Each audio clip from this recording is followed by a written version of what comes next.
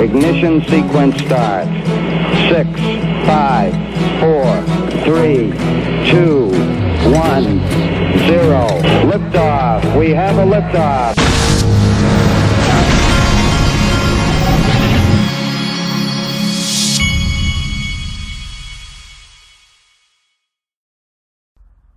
Hey everybody, this is the Digital Asset Investor, and let me make sure my volume is up. Okay, wanted to show you part of this real quick. Link2 just added this new issue on their platform. Watch.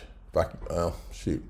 It's always, there's always something here. Okay. What's going on, family friends? Ray Fuentes here, Community Director at Link2, dropping in to let you know that we've lassoed another unicorn and brought it back to our beloved Link2 platform. This unicorn goes by the name of DGreed. Founded in 2012, DGreed is changing the world by virtue of its learning experience platforms. DGreed is a platform. All right. I wanted you to see that part, and then I went to Link2's website because I wanted to make you all aware of something where you may not realize this. And by the way, Link2 is one of my sponsors. It's for accredited investors, and so if you want to go and sign up for an account, you can. There's a link in the top of the description of this video. But I wanted to show you something that many of you don't know. Each one of these issues, when they add one, they tell you the share price, of course, but they've got a section where they give you all the details on that issue. This is the part I want to draw you to. Valuation post money, 1.3 billion. So DGreed has been valued at 1.36 billion. You're buying it on the Link2 platform at 1.08 billion. So they've got it on here at a discounted rate. Well, if you look at some of these others, you'll see similar things. But the one I want to draw you to, I want to remind everybody of, because a lot of you may not know this. Look at Ripple's. And I think they have Ripple on the platform right now at $44. Look at Ripple's valuation post money, $15 billion. And look at what you're buying it for on the platform, $7.16 billion. That's like a 50% discount, folks. That is huge. So the link will be at the top of the description. Just wanted you to see that. I wanted to look at these are the digital assets that I'm following on Coin Paprika. This is my favorites list right here. And I've got Bitcoin and Ethereum on here only because I'm following them because they've been propped up as the cornerstones of the market by the SEC and whoever these people are that are trying to control everything. And so I put them here. Ethereum is up more than anything because it's leading up to the merge. It's leading up to their second security issuance, and the SEC is allowing it. And so they're up 54% right now. This whole market has been rigged in those two's favor. I believe this is going to change sooner rather than later. Well, Tom Emmer yesterday, what did he say? A new day is coming. Well, I think a new day is coming for these two. I hope that they're ready to compete. Now, I love this tweet right here. I just wanted to show it to you. This guy has divided all of the XRP holders into groups. You're a shrimp if you have a 1,000 to 5,000 more or less, a crab at 5,000, octopus, and then he gets to big whales at plus 500,000 XRP. Okay, and by the way, I'm on his list. I'm not going to say which one. All right. Now, this was from James Filan yesterday. Breaking: SEC in a heavily redacted letter alleged threats against an expert asked Judge Torres to revoke amici status granted to XRP holders and to bar John Deaton from any further participation in the case. So they're trying to get rid of John Deaton. But there's also another theme. And the other theme is they're trying to look, and folks, look, this has been done. This is a political play. They don't know what to do with all of the truth tellers out here. We have totally interrupted their style, which is to be a bully and pick on whoever they want to pick on with no repercussions. And this time, for the first time probably in history, there have been repercussions, and people have been telling the truth and putting video of their own words out there, and they don't know how to deal with it. So what playbook do they go to? They go to the political playbook. Just think about this for a minute, folks. They're trying to focus in on the alleged threats and and I'm sure that there are some threats, but it's not from anybody that I support or John Deaton supports. Any threats are from some rogue lunatic. Hell, someone could open up a Twitter account in a fake name, drop a threat. You don't know. They could be working for the SEC. I'm not saying they've done anything like that, but that could easily be. They wouldn't have to do it. It could be some other arm of government that's going out there and creating fake accounts to put out threats. Who knows? But the point is that this is a political playbook. This is what is done in politics. Is you point at them and say, oh, look what they've done. These people are crazy. They've done it to all kinds of different groups in politics. You see it on Fox News or CNN every day. They do this, and it's by design.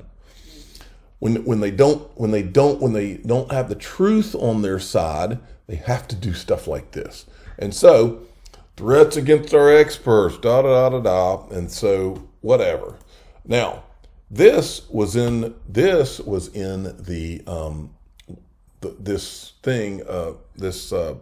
motion to try to get John Deaton out. I think it was in that one. Movements mischaracterized the SEC. What they're saying here is that John Deaton has mischaracterized the fact that they're saying all XRP is a security. Movements mischaracterized the SEC's claims as claims against XRP holders in the secondary market. Motion at 3-4. But while Securities Act Section 5 requires Ripple as the issuer of XRP to register its offers and sales of benefit of actual or potential investors, Section 4 could exempt investors in the market from registration. The SEC's claims that are for Ripple's offerings and those by its affiliate, not purchases and sales by investors in the market. And John Deaton retweeted it, and he says, footnote 2 is legal gibberish and could be called gaslighting. Don't take my word for it. If you want to learn all you need to know about Section 5 and Section 4 exemptions, go to Crypto Law and read the Telegram. And then this is another part. It says, the second footnote is so disingenuous, they continue to play this Section 4 could exempt investors game while keeping, that is Gary Gensler speak right there, folks. I guarantee you, he had his lawyers try to look something up that could spin it to make it look like they're not calling XRP itself a security when they really are. But the fact that they're trying to do this tells you everything about who you're dealing with.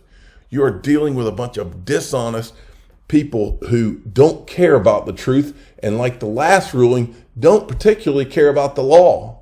They care about the end goal of theirs, which is to call XRP a security, and we'll get to what else they're trying to do. Here is Charles Gasparino covering the congressional hearings yesterday. Services Committee hearing, as you know, Maxine Waters, the congresswoman from Los Angeles, Democrat, runs the committee. And, you know, the sparks were flying between Dems and Republicans over just about everything, but mainly cryptocurrency and SEC regulations. They had the head of the SEC Enforcement Division up there, Gerbir. I'm gonna butcher his name, but I'm gonna try. Gerbir Gruwal was up there, the head of enforcement. Not quite Gary Gensler, but one of the top people at the SEC. And it basically showed how Republicans, if they take control of the House, what their agenda is going to be. And, you know, on the financial services side, they are going to be squeezing the SEC on its aggressive agenda on crypto. Democrats on the committee want crypto to be more regulated. They think the case against Ripple should be expanded to exchanges that traded XRP and Ripple. Republicans want it to be scaled back, and also ESG. I mean, the Republicans made it really clear. I'm not going to get into all that. Okay, now Eleanor Terrett says Brad Sherman seemed very confident XRP is a security under the Howey test, despite calling the Howey test relevant ancient in his opening remarks. Jeremy Hogan said, I've spent hundreds of hours reviewing the XRP pleadings, discussing with lawyers and researching legal issues. and I still have not made a conclusion that XRP is or is not a security because we have not seen the evidence yet. Mr. Sherman must be a legal genius or a sham.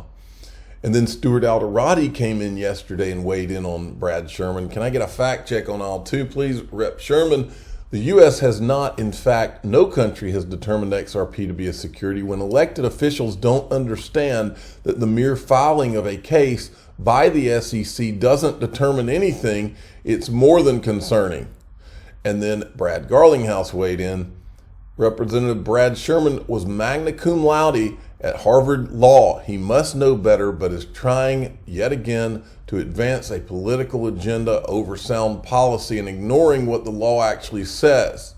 Well, Brad Garlinghouse, I know you graduated from Harvard too, but the bigger pattern, the pattern of people that went to Ivy League schools that I have found on this channel, the bigger pattern than them being smart is that they don't tell the truth, is what I've found. No offense, Brad, I'm not talking about you. I'm just talking about in general. The pattern I have seen is that they're comfortable because they're in the club. They feel like they don't have to tell the truth, and they feel like they're in a club where they're not bound by the same rules that all the rest of us are. So I don't have an admiration for anyone because they went to an Ivy League school, because it's like they have a sense of entitlement that, oh, I went there and therefore I'm a smart person. Well, not buying that one on this end. Okay, and especially not with regard to Brad Sherman, please. And then, so I wanted to make a point here. Part of the overall plan: go after the exchanges. This is what This is what Brad Sherman said. Brad Sherman said that he thinks that the SEC needs to go after the exchanges that listed XRP now, okay? Because XRP is a security and you should go after the exchanges. And I believe this is part of these people's overall plan, is you use that as a hook, go after the exchanges. Watch Wall Street all of a sudden is going to pop up and say, hey, we've got our crypto custody ready. And Gary Gensler, this was what he was for all along. Okay? This is what it was for all along. Now, Stefan Thomas did a whole thread about how blockchain is hypey and all this stuff. But this is the part that was the most, part of the thread was the most interesting to me. Neutral. Number 10, neutral. We must separate economics from interoperability. Ethereum should compete with other chains the same way Ethernet competed with other network protocols. Let the fastest chain win. But apps should be built on a neutral layer that works on all of them. This is what I've been saying. This is what the whole Ethereum free pass was about, is so that Ethereum would not have to compete on a level playing field, folks. This is why they did it. These people are shady as they can be. Now, here's an interesting little, I can't remember what he calls it. Brad Combs called it the something theory. I think maybe he called it the Mr. Skinny theory, but I'll just create a name for it. Let's come up with a name right now. What's a good thumbnail name? The who Jed McCaleb sold to XRP theory. All right, listen to what he says here. This is very interesting right here, watch. But what we saw this past week was Jed McCaleb sold the last of his XRP into Taco Stan wallet. It was originally owned 9 billion units of XRP in 2012 when the XRP ledger was created.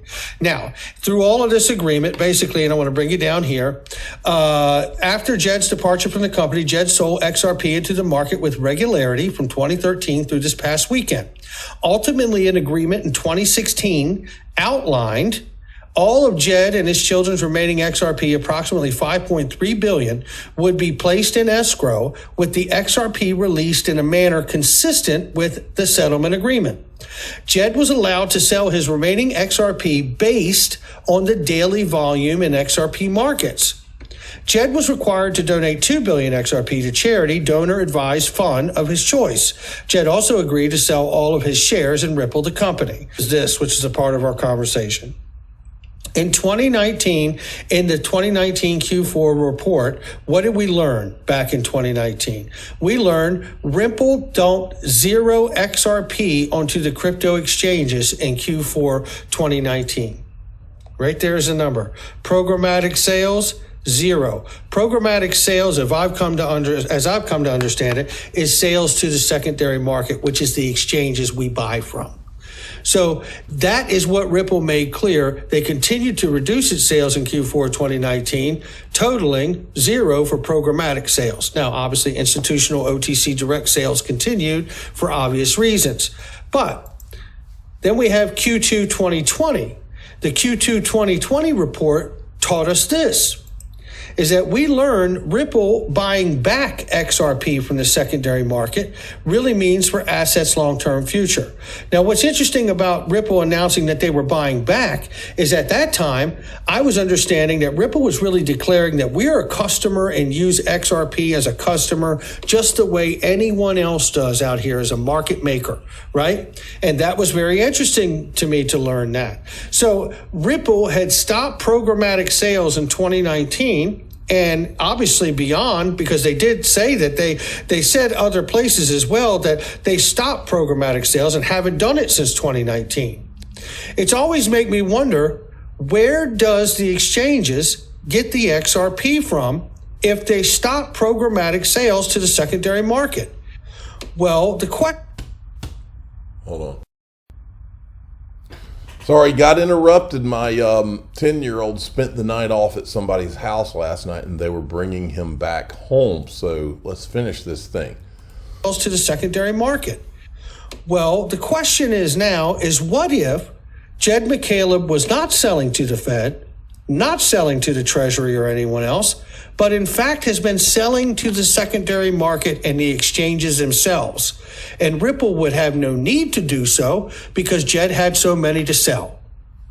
This would keep them from flooding the secondary market and still provide an open line of XRP to run to the exchanges for retail. Obviously. So that's an interesting theory right there. Not saying that's what happened, but I am saying it's interesting. Now, here is the yesterday, while those congressional hearings, let me think here. I think I'm going to save this. Yesterday, while those congressional hearings were going on, you had, while those hearings were going on, Bloomberg was doing a crypto live thing, and you had all the guys like Jay Clayton, Mike Novogratz, all the characters in this whole play. You had all of them on that, and it was almost like it was timed for the same time that the congressional hearings were going to go on. And so usually when I'm thinking something like that, there are no coincidences here, folks. So anyway, I'll pick back up on this in the next video. I'm the digital asset investor. I'm not an investment advisor. This is for entertainment purposes only. Please subscribe, hit the like button, and tell your friends and family that we're going to be showing some Jay Clayton clips in the next video, even if it makes you want to throw up.